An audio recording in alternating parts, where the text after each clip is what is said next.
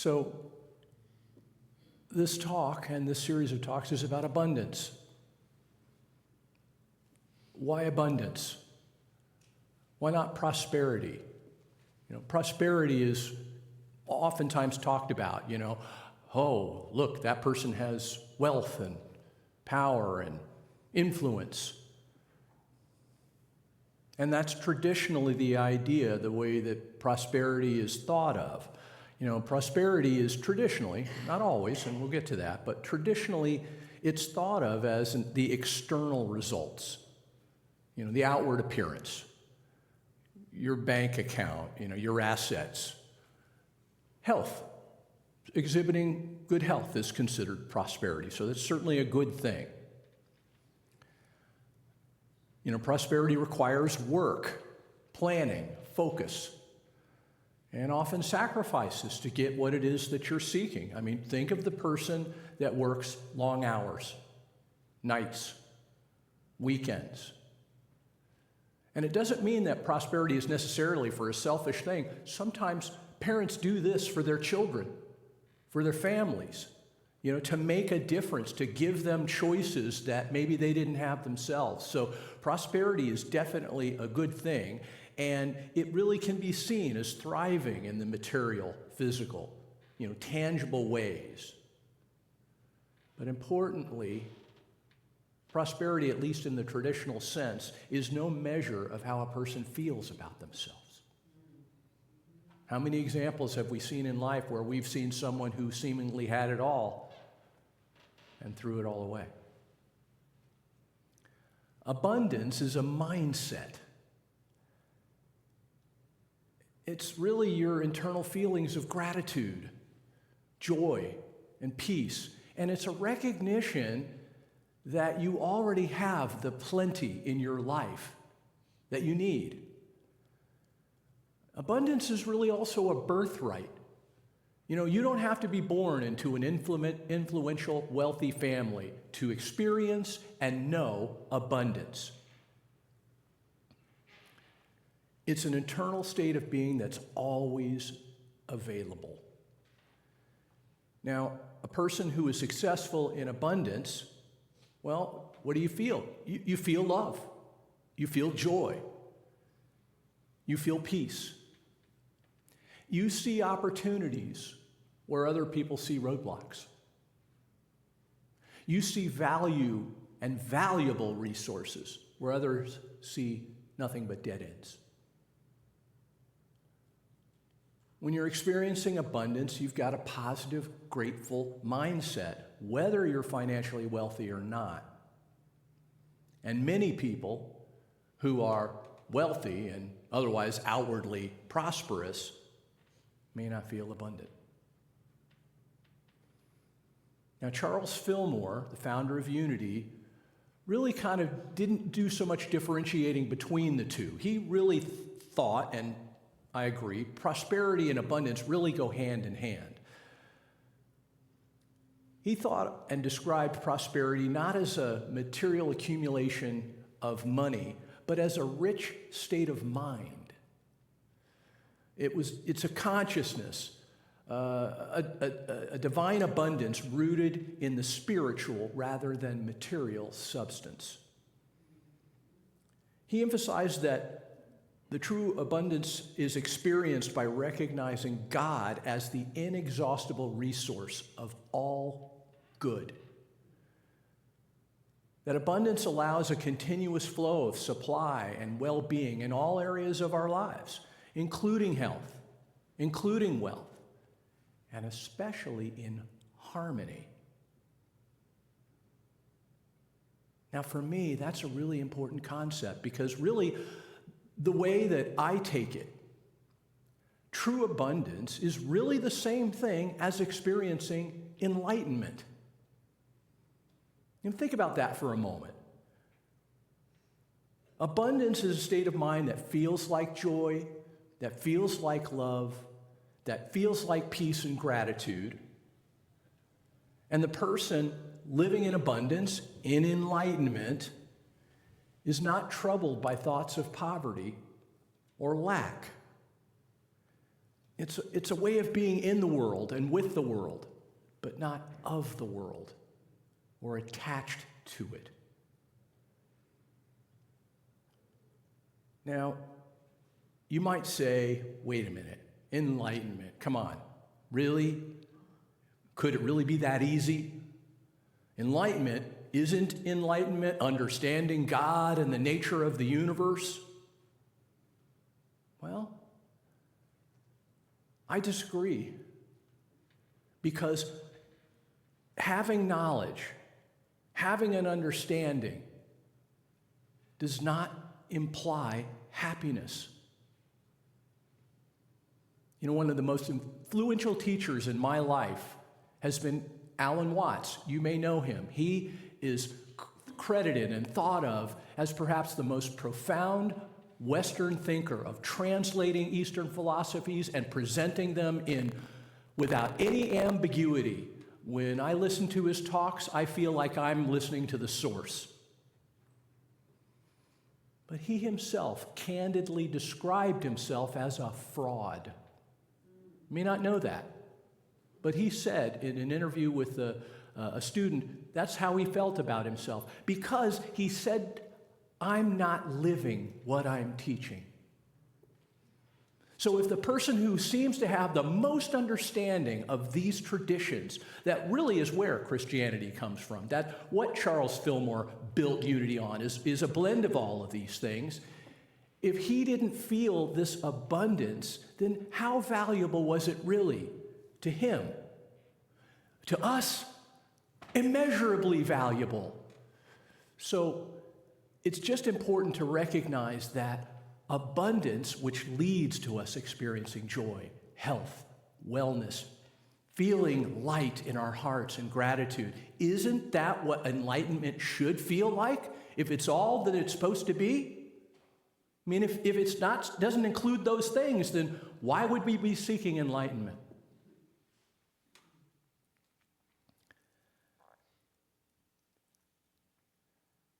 And the key to experiencing abundance is really what we said was the daily word today. It really is the flow of giving. You know, you may not think, well, gosh, it couldn't be that simple, Paul. It's just, giving, that's all that it is. Well, again, this is the first of a three-part series that talks about and is going to talk about abundance from the perspectives of Buddhism, of Hinduism, and Christianity. Why not just Christianity? I mean, unity in general tends to focus on the Gospels and the New Testament, and Charles Fillmore wrote extensively about it. Well, first of all, Buddhism predates Christianity by hundreds of years. Hinduism predates Christianity by thousands of years. And really, Jesus' teachings show influences of both. Buddhism focuses on the mind. Jesus said, as a man thinketh in his heart, so is he. Hinduism is similar to Buddhism, but Hinduism includes the foundation of God as the infinite resource, of devotion. And Jesus said, I myself can do nothing. It is the Father who does the work. But Jesus was also the first to take it a step further. You know, he took God from being this far away, judgmental, even wrathful God, and made it personal. Our Father, Abba, Father. The kingdom of heaven is within us. Charles Fillmore embraced all of these ideas and teachings, and then he added his own inspiration, and he created something new. You know, Unity really is perhaps, and certainly the largest New Thought organization in the world today. And Charles and Myrtle Fillmore are directly responsible for how that happened, their dedication, their commitment. So yes, they worked hard, and they also had a state of mind that understood the flow of abundance. And so in this first talk, Buddhism, with its focus on the mind and how our thoughts shape our reality, I just think is a great place to start when considering abundance. So in Buddhism, abundance arises from appreciating what one already has. And this opens up the door to contentment. You feel at peace because you have an understanding of your situation and it's honest. And you realize that you don't just have enough, you have enough to share. And being able to share counters and lessens the feeling of lack and insecurity, because if you have enough to share, you have more than enough for yourself. Generosity, the practice of giving, whether it's time, money, your skill or talents, or kindness. Giving is central to cultivating an abundant heart. It transforms you. It reduces your attachment to material things and reduces selfish interest. I mean, we all have needs. We have needs for things that we need, but point at people in the world that you can see that are grabbing everything they can grab, which is way more than they need and will ever be able to use, right? We know it. We see it. Doesn't mean they're happy. We start considering the needs of others first. And we know that by doing this, we ourselves will receive what we need. We let go of attachment. Now, this is central to Buddhism, is that suffering is caused by attachment, caused by grasping. And true abundance is realizing that happiness comes from needing less, not having more. And it really is about releasing the need for a feeling of validation through consuming. That brand new car is going to make me feel great. Well, it might for a few moments. I mean, I don't know of anybody who doesn't say, oh, I'd like to drive a nice car. It's nice, right? But you might not feel so nice when the bill comes in and, or it needs a repair or it's in an accident or something like that. Placing your feelings of abundance and happiness in the outside world, it's not going to last very long. And when you practice being lovingly unattached, this is really how you do it. But when people hear that, unattached, right? They say, well, doesn't that mean that you care less or you're disinterested or you don't really care? No, it means exactly the opposite. It means that you understand that everything in the world is impermanent. And at some point, it's going to be gone. So instead of trying to grasp it and hold on to it, you nurture it. You love it while you have the chance. And then when it changes or goes away, accepting it is much easier. Ask yourself about a person or an experience in your life that you just took for granted was going to be there.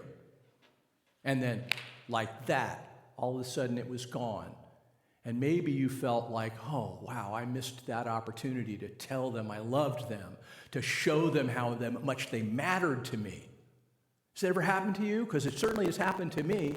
And this is how we wake up and lovingly, unattached, nurture and show them kindness and love while they're with us, so that at the time either we leave or they leave, they know and they knew what they meant to us. And abundance in Buddhism happens because we choose a path of service. We shift from the position of self-importance to serving others because it helps our heart mellow. It allows us to feel rich regardless of our external circumstances. Being of service is a clear path to abundance. So all of this is what abundance feels like, and how we might get there. But it's also important for us to know what are the things that we're experiencing that really are an impediment to us experiencing abundance. What's preventing you? If you're not feeling abundant right now, what might be preventing you from experiencing it yourself? The Buddha said, everything that happens to us is the result of what we ourselves have thought, said, or done. We alone are responsible for our lives. Now, this is a core idea of New Thought, because again, unity is New Thought. That's what we're talking about now, because we're free to talk about it now. I can speak in a church like this because I have the freedom to do so. What a joy, isn't it? You can come here, free will, you can listen to the talk, you can take what you like and leave the rest. And hopefully, as Judy made it so clear, participate, help. Everything that is done in the service of this church and the community helps. And unity teaches that you are the only one responsible for how you feel. You know how you feel.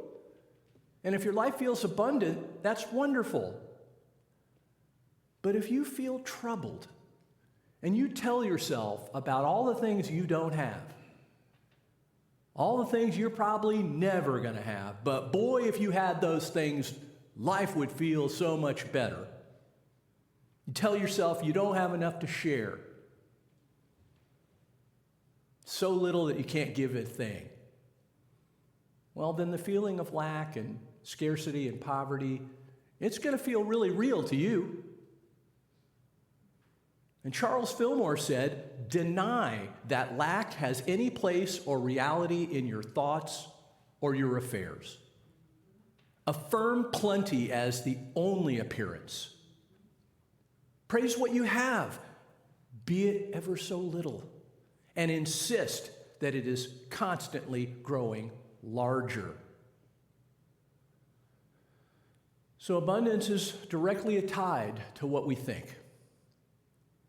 And the Buddha said, nothing can harm you as much as your own thoughts unguarded. I'm going to say that again. Nothing can harm you as much as your own thoughts unguarded. The mind is a thinking machine. That's what it does. He referred to it as monkey mind. If we're not paying attention, it's just doing its thinking thing, And it's going to keep doing that. And sometimes those thoughts are wonderful and that feels nice and expansive. Sometimes those thoughts are troubling and it feels dark and constricted. And the thing that's, I think, so important that we quickly often forget is that worrisome thoughts are notoriously unreliable. But we believe what our mind tells us. I can tell you, if you want a cure for, feeling poorly about the world and what you see, stop trusting everything that your mind tells you, because so much of the time it's conditioned just like the media wants it to be conditioned. Oh, read this headline. It's terrible. Oh, my goodness. Be afraid. And it seems like most of us, in any given situation that feels difficult, that our natural inclination is to think the worst. But if we reflect on how many times we thought the worst, and that is not what happened, and how often not only did not the worst happen, but something wonderful that we hadn't even considered is actually what happened, we would find that that is by far the most common outcome. And your mind and your time is how you use it, how you choose to spend it. Use your mind how you choose to use it. use your time how you choose to use it. Instead of feeling like the worst is going to happen, it takes exactly the same amount of time to hope for the best, doesn't it? As a matter of fact, I would contend that if you're thinking the worst, you are spending a lot of time elaborating how worse that worse is going to be. And in the spirit of the flow of abundance, when instead we hope for the best, what are we doing? We're giving love, blessings, hope for a wonderful outcome. How does that feel? That feels better.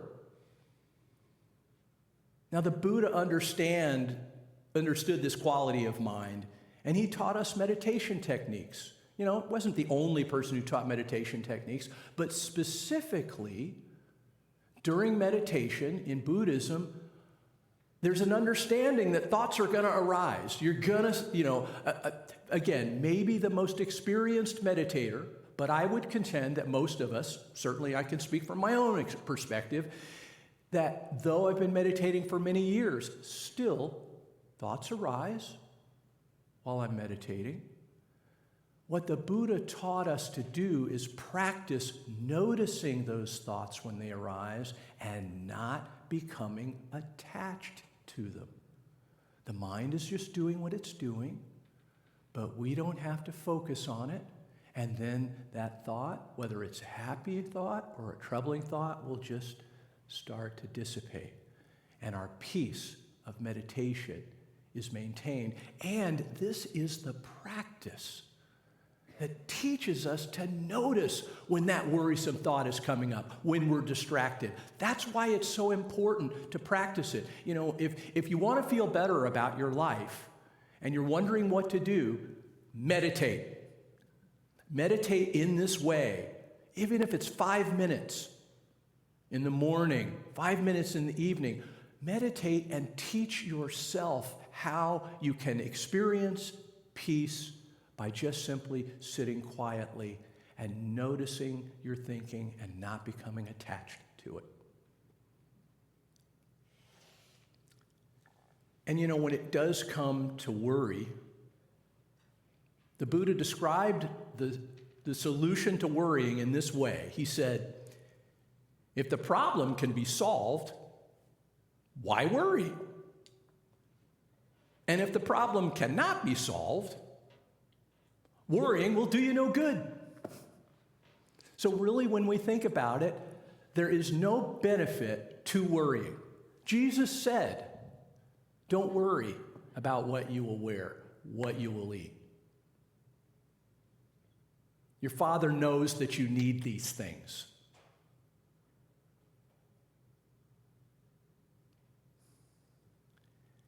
And so consider your own behavior and how you might actually be limiting your own experience of abundance. So I'll just ask these general types of questions. Do you spend each day reading the news and feeling upset about every news story and headline that you see? And I mean feeling really upset, because in the past, I've been there. You know, been so concerned about what I see in the world that, boy, I got to look at that next story. Oh, now I'm more upset. Now I'm more upset. Now I'm more upset. It's a habit. Now, there are definitely causes and reasons to be aware. You know, our world is troubled. And we're the ones, if we're going to make a difference, and we should. Our children are in a position to make a difference. But ultimately, I say to you, for your own personal perspective, if behavior like this is so troubling that it takes away your feeling of peace and joy, then that's a habit you have to let go of. And I say this plainly to you, do not listen to your mind telling you, but I need to know. No, you don't. In our world, there have been wonderful things that have happened and terrible things that have happened throughout human history. That's truthful. In our world, there have been people doing wonderful things, and there have been people doing terrible things throughout human history. And you know what? Those wonderful things and those terrible things happened whether everyone knew about it or not. Yeah, or worried or not. Exactly right. If you need more money, are you clinging to every dollar that you have? Or are you willing to share and give even a little because you know that it's going to help or it's for a good cause? How about relationships? And again, be honest with yourself. Do you feel needy, unworthy, unloved? Or when you have the chance, do you show others that you care? Do you give them your attention when they need it? Do you show them appreciation for who they are and how much they mean to you?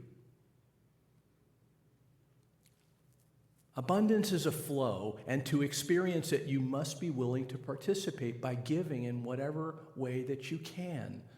The Buddha said, give even if you only have a little. So to illustrate this truth that giving, even if it's only a little, and that it can lead to the feeling and experience of abundance, I'll close with this Buddhist story.